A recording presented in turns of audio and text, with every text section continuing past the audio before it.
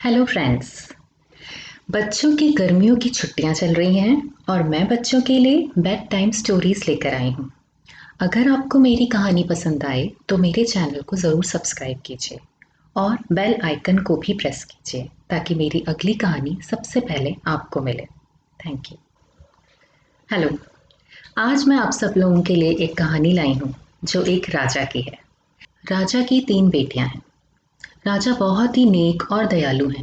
राजा की लाइफ में सिर्फ एक ही परेशानी है कि उन तीनों बेटियों को अच्छे अच्छे वर मिल जाएं। एक बार की बात है, राजा दूसरे राज्य में जाते हैं और वहाँ के राजा से मिलने के बाद उन्हें पता चलता है कि उस राजा का एक बहुत ही सुंदर और सकुशल बेटा है।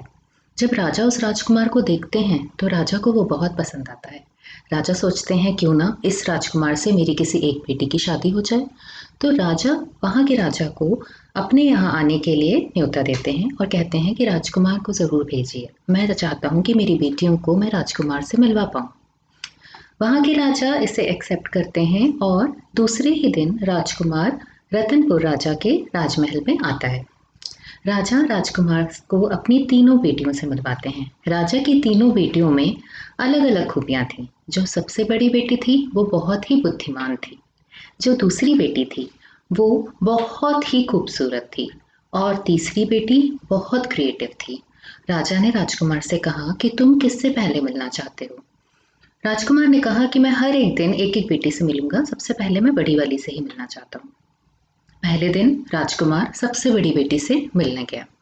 राजकुमार ने सबसे बड़ी राजकुमारी से बहुत सारी बातें करी, अपने राज्य के बहुत सारी परेशानियां डिस्कस करी, जो उनके राजमहल पे संकट था या जो दुश्मनों के साथ वो बहुत सारे षड्यंत्र दुश्मन उनके लिए रच रहे थे, उसको कैसे मुझे ठीक करना है, सुधारना है, कैसे अपनी प्रजा के लिए अच्छे काम करने हैं।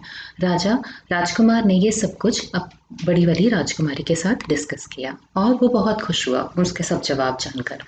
दूसरे दिन राजकुमार सबसे सुंदर वाली राजकुमारी से मिला। राजकुमार उसे देख के दंग रह गया। वो बहुत ही सुंदर थी। इतनी सुंदर राजकुमारी उसने अपनी जिंदगी में नहीं देखी थी। जब राजकुमार ने पूरे दिन उससे बात की तो उसे ठीक लगा, लेकिन वो बहुत सारी बातों में उसको जवाब नहीं दे पा रही थी जैसा राजकुमार चाह रहा था। तीसरे दिन राजकुमार तीसरी बेटी से मिलता है जो बहुत क्रिएटिव थी। तीसरी बेटी राजकुमार से कहती है चलिए मैं आपको पूरा राजमहल घुमाती हूँ। राजमहल में जगह जगह पर उस छोटी बेटी की बहुत सारी चित्रकारिता लगी हुई थी, बहुत नक्काशी करी थी उसने राजमहल में। राजमहल को उसने बहुत खूबसूरत बना रखा था। ये सब उसका शौक था और उसकी कला थी जिससे पूरा राजमहल सजा हुआ था। राजकुमार बहुत खुश होता है और उसके बाद प्रशंसा करता है कि तुमने बहुत अच्छी अच्छी चीज़ें बनाई हैं और पूरे राजमहल को बहुत ही संवारा है। जब चौथे दिन राजा राजकुमार से मिलते हैं तो वो पूछते हैं कि आपको मेरी तीनों बेटियों में से कौन सी बेटी पसंद आई, आप किससे विवाह करना चाहेंगे। मैं आपकी सबसे बड़ी वाली बेटी से शादी करना चाहता हूँ।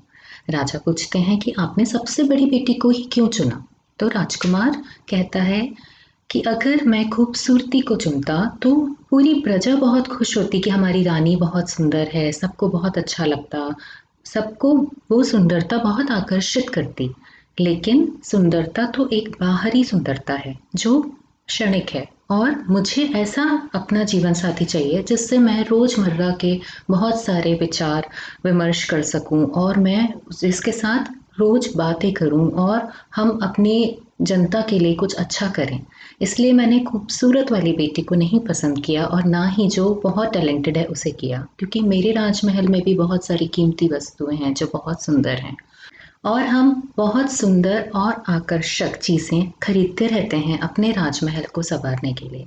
तो इसीलिए मैंने तीसरी बेटी को भी नहीं पसंद किया और मेरी पसंद तो आपकी सबसे बड़ी बेटी है, जो सबसे बड़ी राजकुमारी है, जो बुद्धिमान है और जो मेरे लिए एकदम परफेक्ट है। तो राजकुमार का उत्तर सुन के राजा बहुत खुश हुए। अब राजा की एक चिंता तो खत्म हो गई थी कि राजा की बड़ी बेटी को तो एक बहुत ही योग्य वर मिल गया। अब बची राजा की 2 बेटियां। राजा फिर भी परेशान थे, उनको दूसरी 2 बेटियों के लिए भी अच्छे वर चाहिए थे। जो राजा की सबसे सुंदर वाली बेटी थी उसने तो राजा से कह दिया था कि मैं तो बहुत ही खूबसूरत राजकुमार से शादी करूंगी, क्योंकि मैं खुद इतनी सुंदर हूं तो मैं चाहती हूँ कि जिससे मैं शादी करूं वो भी बहुत सुंदर। अब राजा बहुत ही मुश्किल में पड़ गए क्योंकि हर राजकुमार तो खूबसूरत होता नहीं था। राजकुमार वीर हो सकते हैं, राजकुमार बहुत ही काबिल हो सकते हैं, पर वो सुंदर हों ये ज़रूरी नहीं है। तो राजा ने पूरे नगर में ऐलान कर दिया कि जो खूबसूरत युवक हैं जो अभी शादी करना चाहते हैं उन सबको छूट सेकंड वाली लड़की के लिए स्वयंवर में बुलाया गया। जब बहुत सारे खूबसूरत नौजवान वहां पहुंचे तो राजकुमारी ने एक बहुत ही सुंदर से युवक से शादी करने की इच्छा राजा को बताई। राजा ने पूछा कि मुझे देखना पड़ेगा कि ये युवक करता क्या है। तो पता चला कि वो एक पंडित है और वो बहुत अच्छे से अपना घर चलाता है और बहुत ही खूबसूरत और बहुत अच्छी परिवार से है। तो राजा खुशी खुशी अपनी दूसरी बेटी की शादी भी उस सुंदर युवक से कर देते हैं। अब तीसरी बेटी की बारी आई जो बहुत ही क्रिएटिव थी। उसने राजा से कह दिया था कि मुझे किसी राजकुमार से शादी नहीं करनी, क्योंकि जैसे आपने देखा कि पहला राजकुमार जो हम लोग को देखने आया उसने कहा कि हम तो इतनी सारी खूबसूरत चीज़ें खुद ही खरीद सकते हैं, हमें क्या ज़रूरत है कि हम अपनी रानी से ये सब चीज़ें बनवाएं और अपने राजमहल को संवारें।